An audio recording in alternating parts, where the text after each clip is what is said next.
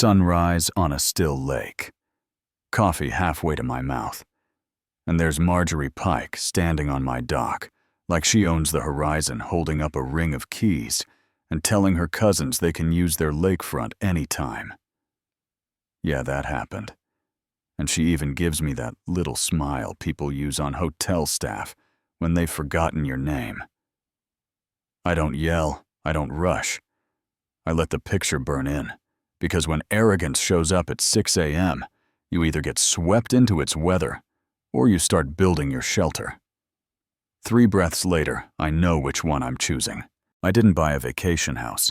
I bought a promise my Uncle Ray hammered into cedar, a cabin from the 70s with a rickety dock and riparian rights stamped at the county long before the Iron Lantern Shores Association ever existed.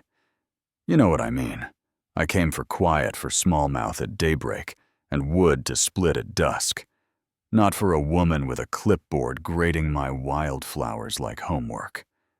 First visit, she tells me the blossoms along my driveway aren't approved. I tell her they're approved by the bees. Door closes, not a slam, just a click that says I'm done with this conversation. After that, the paper weather rolls in. Fines for my truck being too close to the road, warnings about a porch light, a diagram for where a fire ring should live, bylaws recited like recipes, none of which touch me, because my deed predates her kingdom. I ignore it, which only makes her hunt for a bigger stage.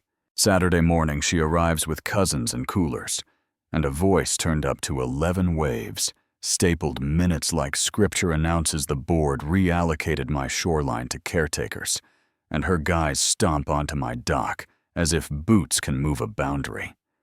I ask for a county stamp. Sunglasses tilt. Smirk surfaces. The cousins whoop like they won a raffle, and that's the moment I switch from annoyed to deliberate. Deputy Carson shows up after Mr. Harlan. 2 cabins down, calls about the noise he reads.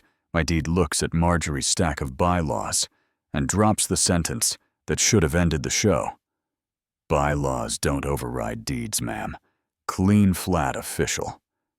For a second, the volume on the shoreline drops. Then her cousins crank the speaker again, and she promises the board will handle it, because some folks can't hear truth unless it sounds like their own echo. That night, I start making calls, not angry ones, the kind you make when you're done auditioning for someone else's approval. Miguel, who builds steel, picks up on the first ring.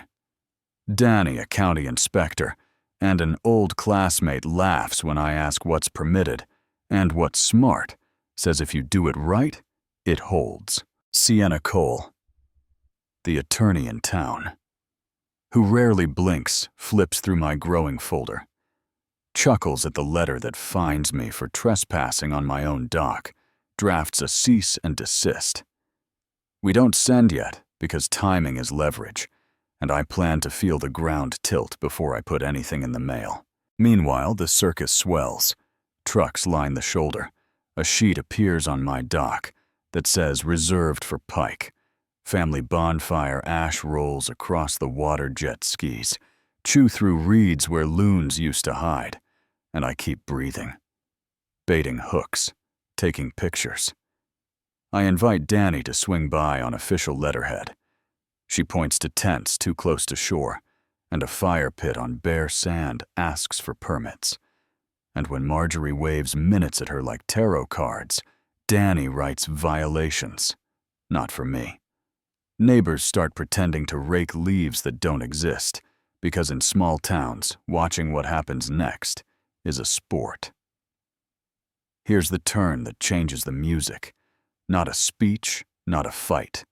Just a sound you can't talk over. 2 nights later in rain that makes everything look secret. A flatbed glides down the side road.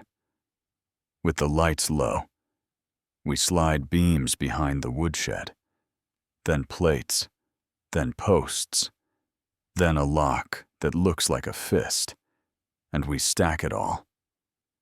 Like we're laying out sentences for a conversation. Steel is going to have with the morning. Miguel snaps a chalk line. Danny texts the permit number. Sienna files the paperwork. And for the first time since this mess began, I sleep like someone who stopped asking for permission. Installation begins before the cousins wake. Augers bite, concrete.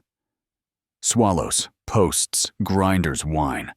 And by the time Marjorie sprints up the drive in a white blazer, throwing around words like illegal and community, the foreman is handing her a copy of my county permit while he keeps drilling. By dusk, the frame stands with the kind of confidence you don't have to announce.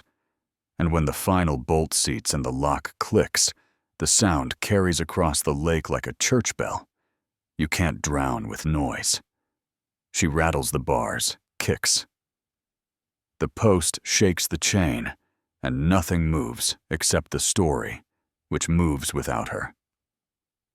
When fury fails, she tries shame. She drags 2 HOA board members to the gate and calls me a danger to property values, and I just walk up with my folder and talk like a person. Deed permit dates, photos of beer in the Reed's video of her awarding lake rights on my dock. 60 seconds later, the board steps back from her like tide leaving a rock, and the neighborhood finally exhales. It doesn't flip all at once, it seeps in. Waves from porches up high on my steps. Kids laughing at dusk instead of engines pounding the shallows. The sound of a place remembering itself. A few days later, she shows up alone.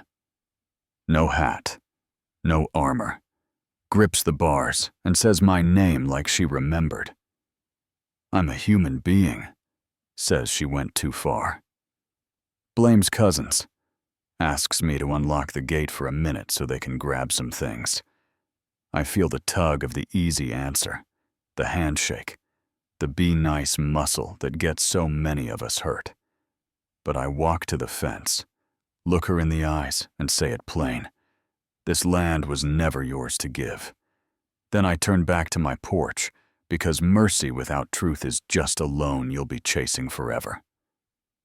The scene people gossip about comes that Sunday. Lake Flat as glass neighbors, watering plants that don't need it. When she drives up alone again and smaller. Now asks me. Please says she's sorry. Says she just wants a little dignity back. I pull an old barn key from my pocket, let it dangle, toss it onto the gravel. Watch her snatch it, shove it into the lock, twist until her knuckles go white, and nothing turns. Confusion then. Panic, then a laugh that hurts. And I know some folks will call that petty. But I also know this. Some lessons won't land until the door refuses to open. She leaves without looking back. I pick up the useless key and drop it in the folder with everything else we learned the hard way. After that, the lake remembers how to be a lake. The board trims the nonsense. The newsletters stop bossing people around. Gnomes pop up in gardens like small rebellions. And I start measuring time by coffee and sunrise instead of notarized stamps. I see Marjorie once at the grocery store holding a cereal box too long, like it forgot to tell her what comes next. We don't speak, and I don't feel triumphant. I feel balanced, like gravity found the old lines again. And yet the itch of power never fully leaves. A place right last week. The new board floated a sweetly worded idea about a community easement for shared shoreline access on lots with old docks dressed up in neighborly clip art and summer verbs. The county won't bite. Law is law. But the neighborhood will pick sides, and I'll be the poster again whether I want it or not. Some folks say the gate makes the road feel like a compound. Others say it lets their kids sleep. And I hear that same lock click in my head, wondering if it's a shield I'm hiding behind, or simply a line that kept me whole when a crowd tried to divide me. So here's where I leave it. on a porch with a bad mug and a good view, telling you that people who worship rules don't surrender to reason. They surrender to limits. Sometimes limits look like law. Sometimes they look like steel. Sometimes they sound like a lock clicking in evening light. If your name has ever been spoken like a problem in a room you didn't enter, if anyone ever tried to reallocate your life with a vote and a smile, then you already know the cost of standing up slow and steady. It's paperwork and patience. It's witnesses and weather. It's choosing quiet over clever and facts over fury until the ground tilts back under your feet. Tell me what you think. Was I right to build it this way, to make the lock a sentence instead of an invitation to hand her a key that didn't fit? So the message finally did, or should I have opened up and gambled on grace? You know what I mean. Drop your take in the comments. Tell me where you're watching from. What you've seen. HOAs do. Where you draw the line between community and control. And if you've got a story that tops mine, I'm listening. Because somewhere a porch light is still on, and someone's holding a folder trying to decide whether today is the day they start building in steel.